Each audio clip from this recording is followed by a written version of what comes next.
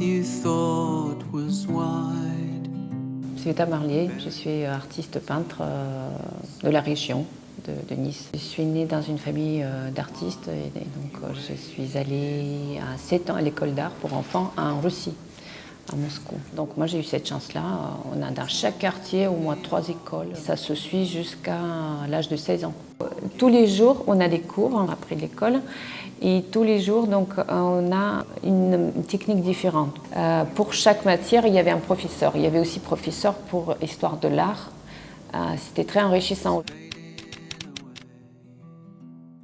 Je suis peintre et dessinatrice. Je travaille au pinceau. Tout le monde pense que c'est un dessin. Bon, c'est un dessin contemporain, mais toutes les finitions sont faites au pinceau. Après, il est vrai que ce n'est pas une peinture classique qu'on a l'habitude de voir. La technique, j'utilise la pierre noire et acrylique, des fois l'encre aussi. Donc je travaille en monochrome depuis 3 ans. Mon première œuvre que j'ai réalisée, c'était Exode. Et donc je me suis inspirée de la photographie argentique. C'était inspiré de la Deuxième Guerre mondiale. Et je voulais le faire absolument en monochrome, au noir et blanc. Et donc, au départ, je voulais faire une œuvre abstraite. Et donc, j'ai compris qu'il manquait quelque chose. Je voulais mettre en avant quand même au moins 2 personnes. Et donc, petit à petit, les gens sont venus me poser. Pour moi, j'ai adoré travailler sur cette œuvre parce que les gens étaient téléphonés, c'était des amis, pas forcément des amis, des connaissances, les gens qui rentraient dans l'atelier. Donc, ça a devenu quelque chose d'interactif et vivant. Cette relation avec modèle et les modèles et faire la mise en scène en quelque sorte. C'est souvent aléatoire, il y a un projet global bien sûr, mais je ne sais jamais comment ça se termine. Voilà, donc c'est toujours un petit peu suspense.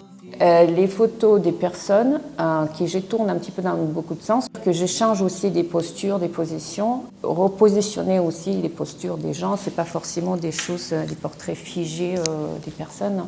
Et j'utilise bien sûr la photo pour les détails justement, pour les précisions. C'est pas juste les gens qui sont comme les mannequins articulés, qui posent.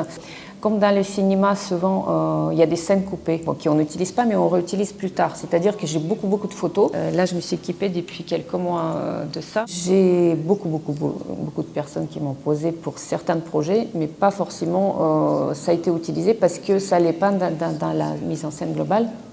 Mais ça peut être réutilisé plus tard. Il est vrai qu'à Nice, on aime beaucoup de l'abstraction. Malgré ça, je trouve que figuratif aussi commence à ressortir plus en plus parce qu'on a un grand retour au figuratif maintenant. Dans mon figuratif, on peut dire qu'il y a un peu d'abstrait aussi. C'est pas complètement photographique. Moi, je ne cherche pas à faire un photoréalisme.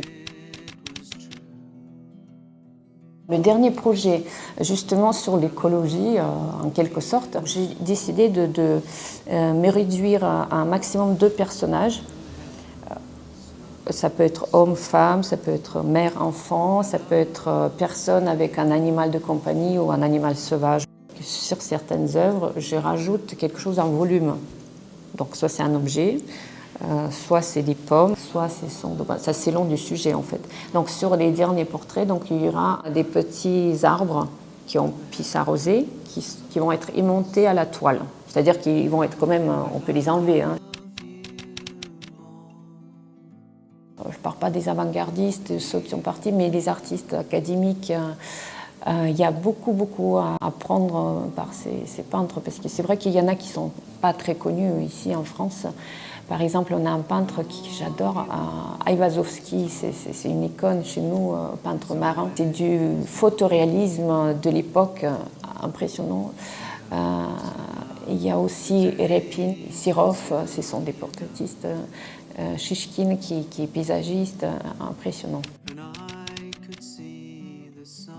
C'est ma 3e fois que je participe au Festival Femmes en scène. Et cette année, je voulais être partenaire et mettre en valeur tous les autres, malgré que je suis moi-même dans ma galerie ici. Et donc le thème de cette exposition, ce ne sont pas des œuvres nouvelles, pas toutes.